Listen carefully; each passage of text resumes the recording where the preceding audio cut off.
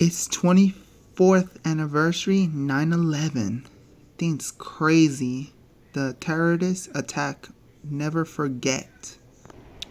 Today is the anniversary of 9/11. If you were alive and old enough to remember that day and the days that followed, then you know how scared and angry that we all felt when this happened. But then you also remember how strong we came together as a country after, how kind we were to each other, how our differences didn't matter, our political parties didn't matter. We were one country, closer than ever.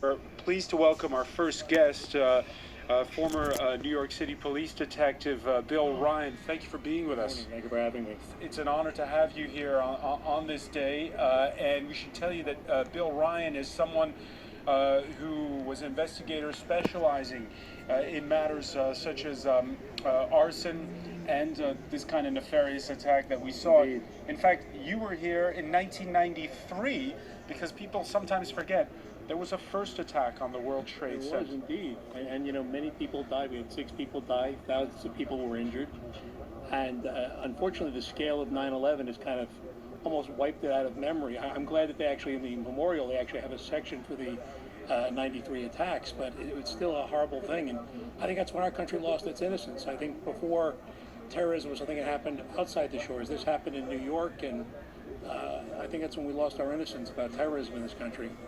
Before I ask you more about losing the innocence, because that is a key point, when you wake up, when the alarm rings before dawn on September 11th, what goes through your mind?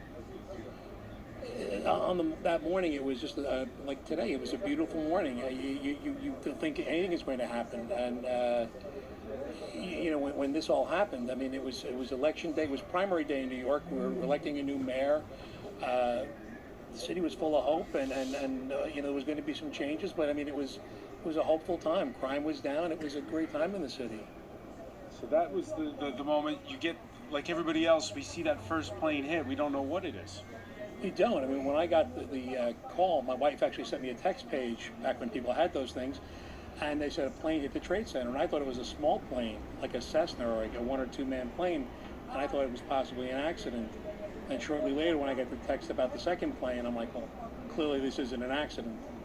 Clearly not an accident, and on the day, there were more than 100,000 rescuers on the scene between fire, police, ambulance services, and it's a story of death and destruction, but it's also a story of incredible resilience. It is, and I think people need to remember that, and it wasn't just the uniformed services. I mean, there were people who worked in that building, engineers, just common, accountants, everyone that was there helping each other get out of the building and pull together and do these things. I mean, it really was a group effort. Everyone down there doing their part was a hero, and not just the uniformed services, which tend to get the credit, but everybody contributed to, and were heroic that day. So 20 years on, you say that was a day America lost its innocence. Well, certainly the 93 bombing, it was when we lost our innocence, and I think, obviously the attack on 9/11 cemented it forever. The city is never going to be the same, and certainly the country is never going to be the same, the world. I mean, this wasn't just an attack here. I mean, you had people from, I think, every country in the world was represented. I think everybody lost somebody there. It wasn't just an attack on America. It wasn't just an attack on New York. I mean, people from the entire world lost people in that building. So I think the entire world was attacked that day. The response was immediate to go after those who did it, obviously. In terms of policing, what did that mean? In the very beginning, when you first are dealing with this, you're dealing with, are we going to be able to do this as a rescue? Are we going to look for people? Because we weren't so much concerned about the what, because we knew from watching the television that it was planes hitting a building. That's the what. Now it's the who. Who's responsible? How do we catch them?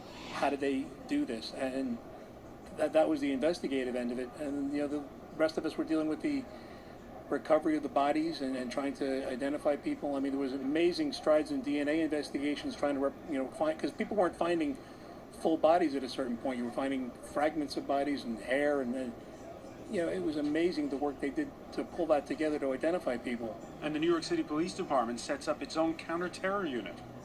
Well, we always had the Joint Terrorist Task Force since the 70s, and then they were actually the investigative body that investigated the 93 bombing. But after that, New York City Police Department said we're going to have a full-time counterterrorism. They put cops in counterterrorism, I think, in every country in the world at this point, and it's a pretty big network. Pretty big network.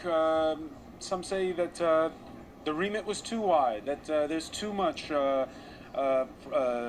probing, and it's used not just for counterterror now, but to spy on people.